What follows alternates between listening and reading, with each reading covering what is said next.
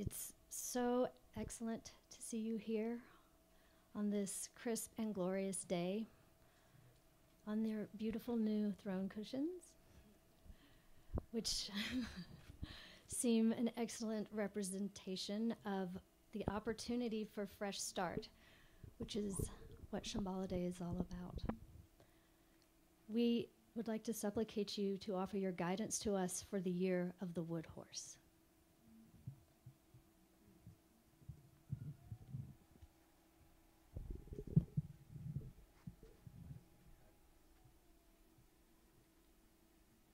Okay.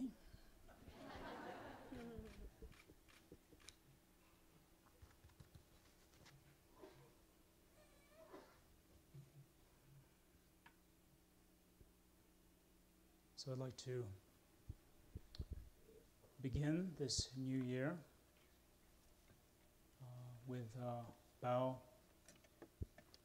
an international bow from here in Dojizong.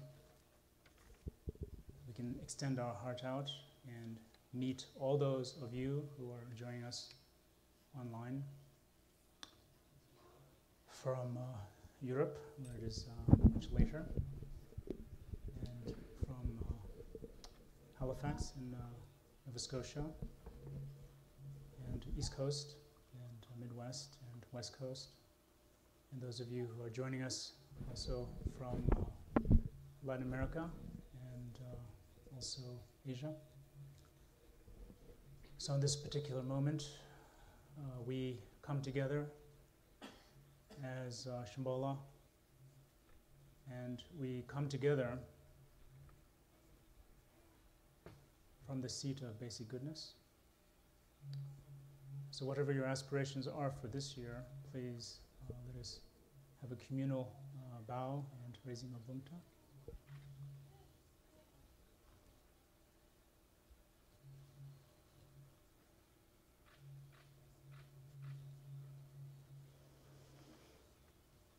So thank you, and a very cheerful Shambhala Day to all of you.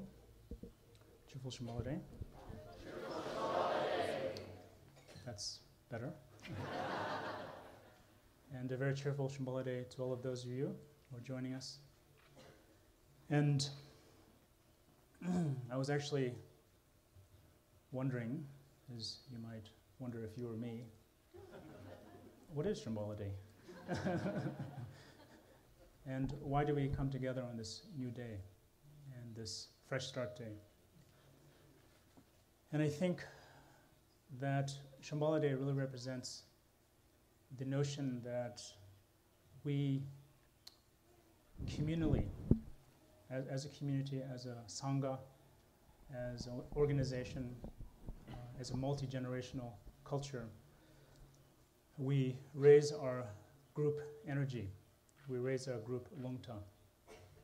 So as much as it is for individually, for all of us, I feel like Shambhala Day is very much a communal, a social raising of Lungta. And I think this is very important for us, that many of us obviously work hard and life goes by quickly. And it's very easy just to lose track of the days, months, and years. And all of a sudden, either belly is bigger or smaller, or hair has changed colors. Children seem to be growing very quickly. And so many things are occurring. And it's really important that we take this astrological moment where, according to the lunar system, this is the beginning of the new year. But we take a moment and we reflect on this precious existence of life, and that we are all going through this experience of life. And we have come together to the teachings that my father, the Dorje Dodel, brought from his homeland of Tibet about the message of human goodness that has somehow touched us and inspired us as a community and beyond. But it is important in this constantly shifting world where it is very difficult to know what to depend on, to know how to guide our life. That it is important as a person, as a community, to regroup and think about the basic and essential principles and values that we all hold dear. And that we can do that obviously daily, but as a community, I think it's very good to do it annually. And that this moment is really a spirit of life is worth living. That we have gone through many challenges, but the whole makeup of being a human being is to live. And there's so much that can overwhelm us. And as the geopolitical situation is increasingly more intense, we all begin to wonder about the goodness of being human. We all begin to wonder about the goodness of society.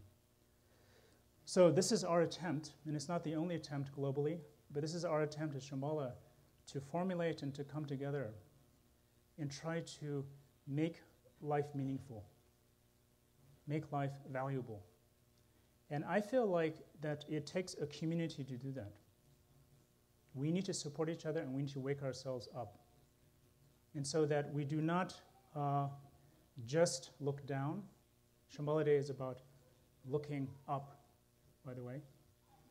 You can always check your Lungtra barometer about where you meet people visually. So if you're finding yourself looking at the feet a lot, you know where that's going. But if you raise at the heart and to the head, it's getting higher. And so can we as a community raise our Lungta? We gather, we practice to do that. But I think even at a atomic genetic level, we need to feel the purpose of living. We need to do that daily. Meditation teaches moment to moment. But sort of astrologically, we need to do that annually. And we need to reset our orientation. Like a ship sailing in the vast ocean, it is very easy to lose direction.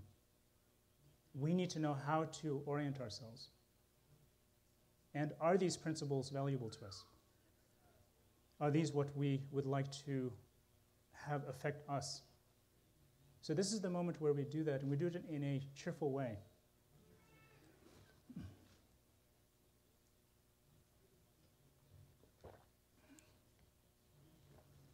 For whatever reason, my father decided to use the word cheerful instead of happy.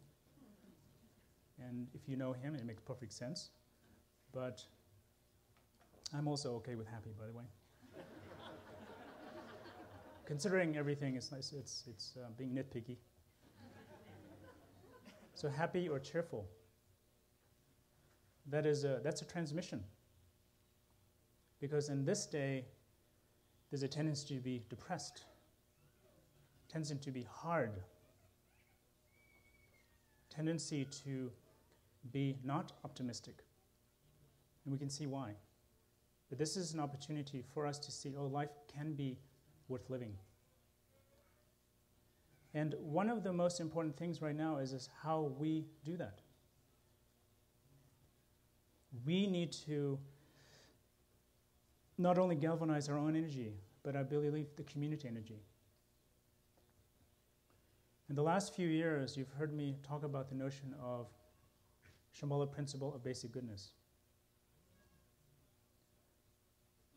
For myself, reflecting on how the great Drogsa Kyung, Chogyam Trungpa Rinpoche, the Dorje Drado Mukpo, he traveled to the West to bring this message.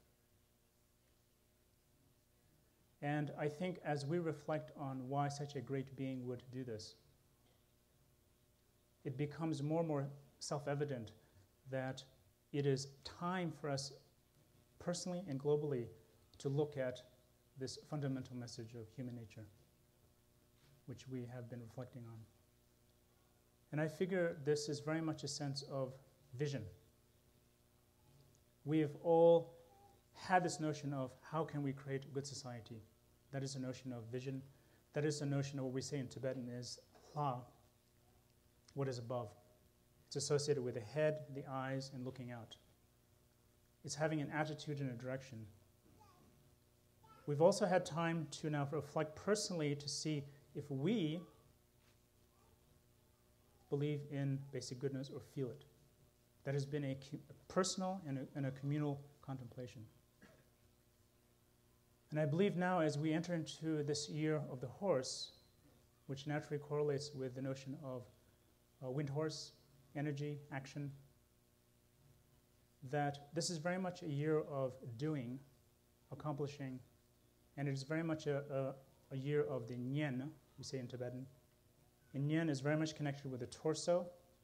It is the mountain, the hills aspect of the geography. And I feel like all of us who are in various positions and roles, that it is to do with leadership. And I feel like in Shambhala we're very much at this point where we have a sense of vision, we have personally connected, but we need to join those together. We need the Nyen. We need that heart in the chest. We need to know how to move forward in that way. And for me, it's a daunting task, what we've been asked to do. The more I reflect on the actual meaning of the Shambhala teachings and what we have inherited and what are we doing, it's not so much that we are simply trying to meditate our way out of the problem, even though many of us have tried, and keep trying, by the way. But within the Shambhala teachings is really talking about the fabric and nature of creating a paradigm shift. It's looking at actually how society functions, the ethics by which society functions, how people value each other, communication, dialogue. And in this light, we've been really given the task, not just maybe us, but maybe other groups too, to actually, we are being asked to become architects of a new civilization. We're actually being asked to contribute to how the world is going to be. Do we want it to be based upon aggression? Do we want it to be based on being condescending? What are the value systems that we want to uphold? And so it is very challenging for us. Sometimes we're in our Shambhala centers and it's just hard enough doing the programming. We're overwhelmed. And for us personally, just have time to practice between everything going on. But I know, reflecting myself, and I know talking with a lot of you, we are deeply concerned, kind of viscerally, emotionally, and maybe subliminally, about the direction of where society is and is going. And so what are the methods by which we're going to participate? Are we just going to abstain and just hope it gets better?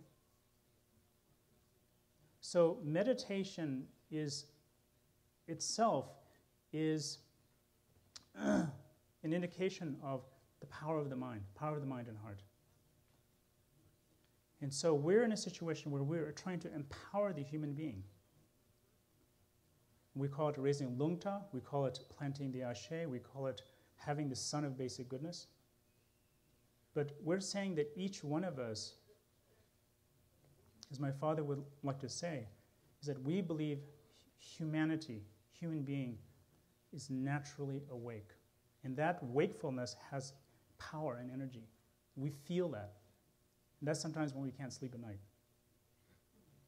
Or that's sometimes when we get frustrated because it's powerful.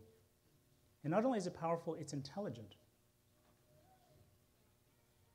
And so this is it's not just us as Shambhalians who have this, it's globally, everyone has it. And so here we are living on this planet, and here we're leading our lives, and we are all contributing to this kind of social soup with our attitude, with either we're participating or abstaining. But Shambhala is saying we need to kind of, what I'm wearing is called a chuba. It's a Tibetan dress, and in Tibet they say, hitch up your chuba. It's kind of like roll up your sleeves.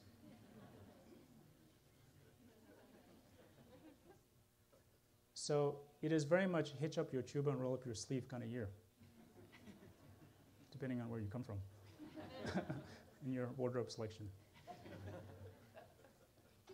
We need to And what that means is that not necessarily that we need to join an NGO if we have the choice and we can help desperate situations around the world, but it means embodying these principles, having the confidence to expand.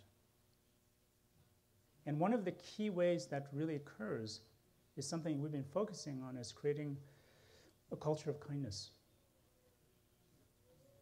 I've been giving the same speech for 20 years. And some of you are definitely old enough to remember. But kindness doesn't mean a schmaltzy community. Kindness is an indication of an intelligent community. When you are kind, it means you are observant of another. And as soon as you see another and you are kind, you notice what? How you are similar. And as soon as a human being realizes how they're similar, what happens? The tendency to help occurs. And what is the notion of tendency to help in the vernacular? It's success. An unkind community is an unintelligent community. All we're doing is noticing the faults, the deficiencies. Then we abstain, and then all of a sudden, we become isolated. So we need to become a kind community in the sense of not just a bunch of individuals together trying to be kind, but actually having the lungta and the vulnerability and the bravery to actually extend. And as soon as you actually notice somebody, and as soon as you're willing to extend, that's brave. And what happens when that, I feel like what happens when two people have that is that is instant creation of culture. So today is celebrating, as we say, food, meditation, conversation. You can do less meditation today, by the way. More food and more conversation.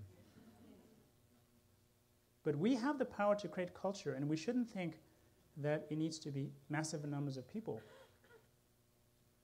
It occurs when one individual has their inherent culture of goodness, and they're willing to share that. That's when you can't see it, but that's in between. What's happening is, you can say between the aura and the energy. I'm using those words because we're in Boulder.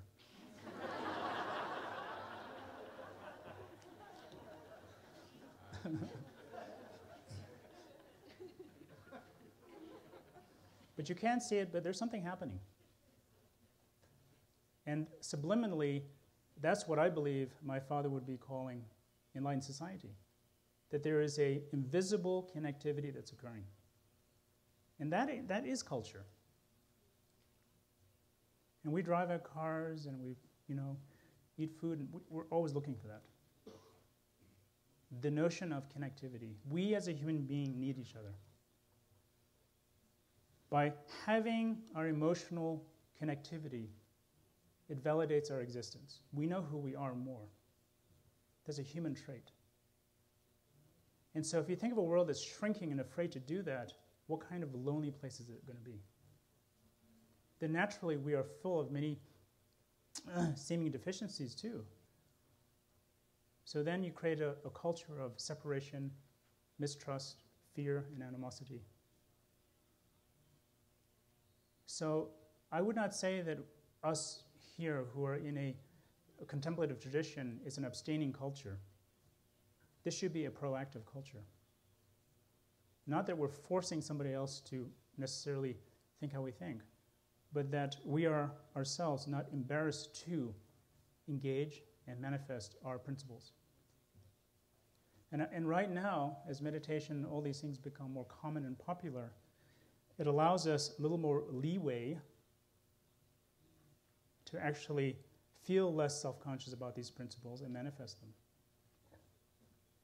And I believe right now we are at the cusp, or the beginning, however you think about it, of finding so many ways for these principles and these teachings to manifest in the workplace, in education, and so forth. And I want you, and I would like to ask you, please participate. If you've done your program, you think I've done my bit.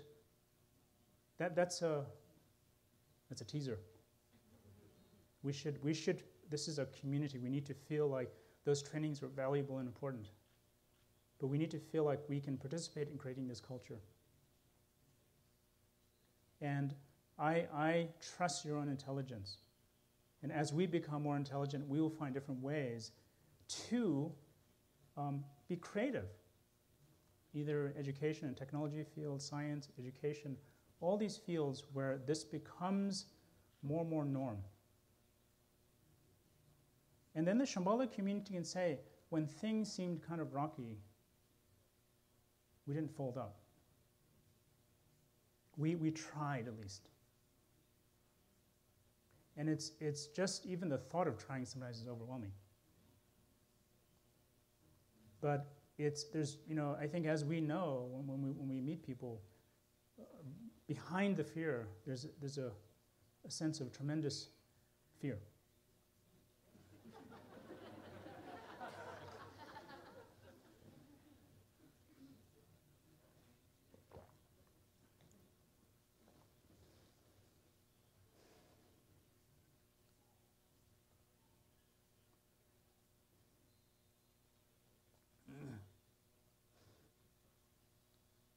So can we take this energy of this horse?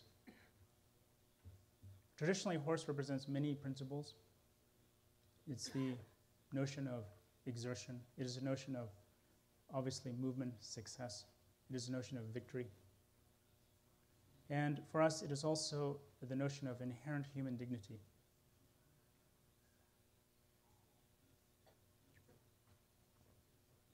And so when we do this, we actually say, oh, connect with our dignity, connect with another.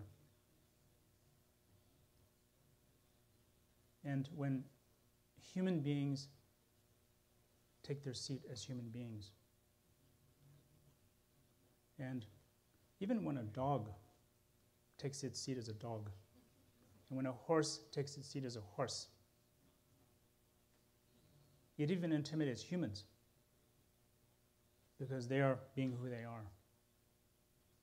And so when we are who we are in this way and have dignity, then as we say, the elements line up. We as human beings then are not afraid of nature. We can be part of nature. We can be part of elements.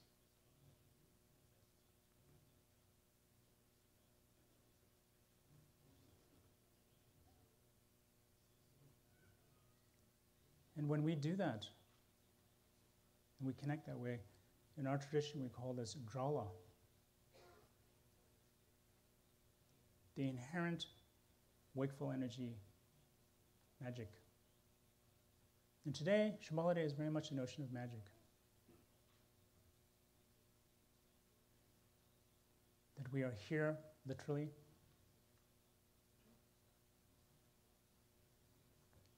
and that somehow amongst all this, there's this amazing heart. And when we think about it and reflect on it, it is truly a miracle from that point of view. And I think it's important that we allow ourselves to honor that.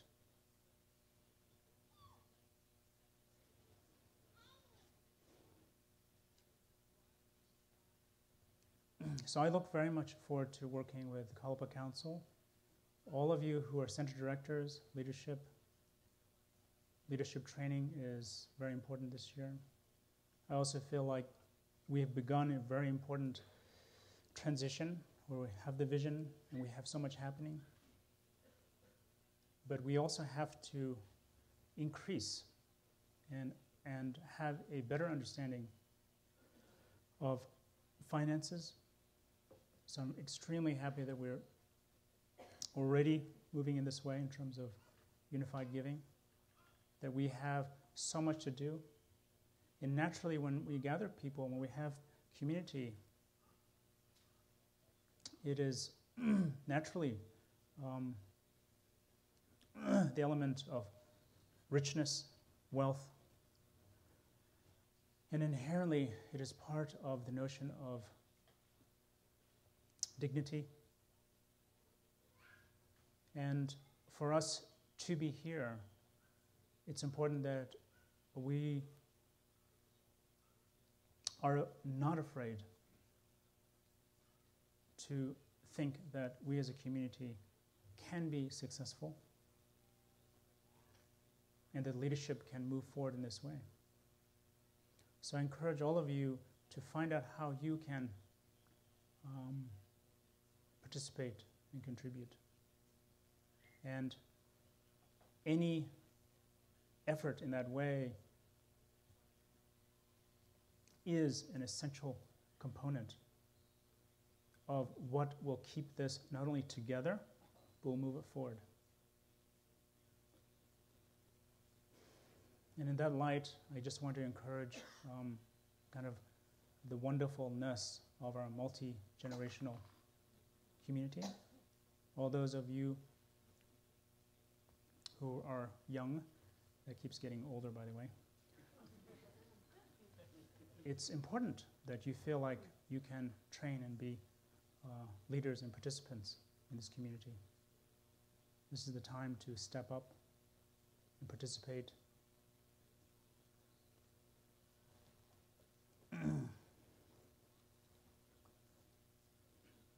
So I send my love and greetings, and all of those of you who are in Europe, I tried to speak as slowly as I could.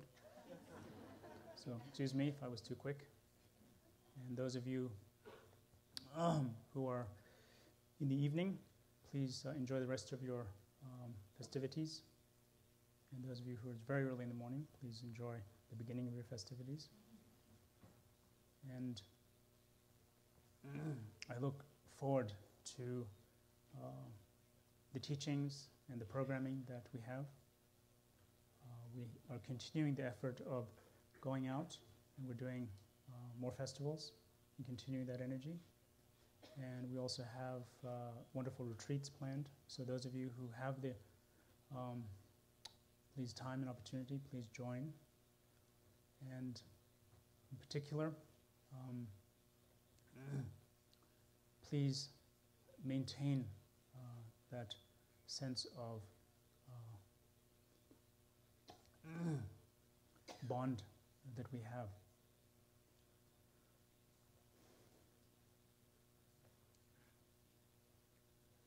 So on this particular day, I would like to so I'm delighted to be here with Sakyong Wangmo and obviously Lady Kunchik, my mother, who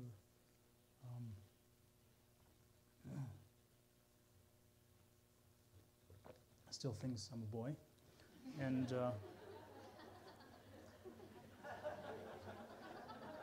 as I get older, that's fine with me.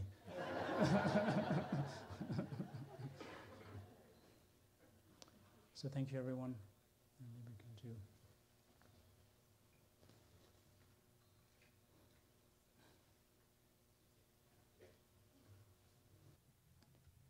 It is my honor to invite the Sakyong Wangmo to address us on this Shambhala Day. She who is the example of inherent dignity, tremendous heart, and a bit of wonderful mischief. Would you address us, ma'am?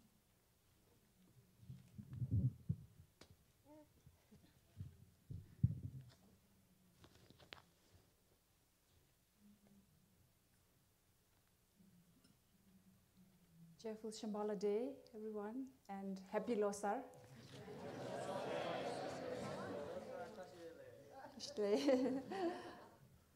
I'm delighted to be here with the Sakyong and our two daughters, Lady Kunchok and members of the family, who have gathered on this most auspicious day, the first day of the new year, the year of horse, which is a year of action.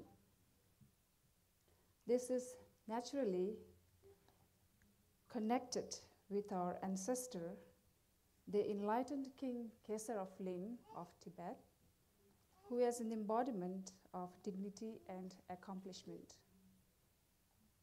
Since our culture is based on basic goodness and enlightened society, this is the year to connect to horse energy of raising our lungta, especially in continuing to fulfill the wishes of the Sakyong, who has asked all of us to expand Shambhala, making it strong and a benefit to the world. So I encourage all of you to raise your lungta, which I believe begins at home. How we live and conduct ourselves is the basis of our personal vitality and helps us be socially beneficial. I feel that we as a community have raised our wind horse and are in fact kinder, more cheerful, and more welcoming. This, I feel, is a true sign of genuine worship quality. In this light, we owe gratitude to the Sakyong for continuing to inspire us. So I would like all of us to raise our collective wind horse and enter this new year with the energy and spirit of a positive action. This feels like yet another important year for our community, and therefore, let's begin this together. So cheerful Shambhala Day again, happy Losar, and please enjoy and celebrate with your family, friends, and delegate gatherings. So happy Losar and cheerful Shambhala Day. Happy Losar. We need to say it loud today and cheerfully.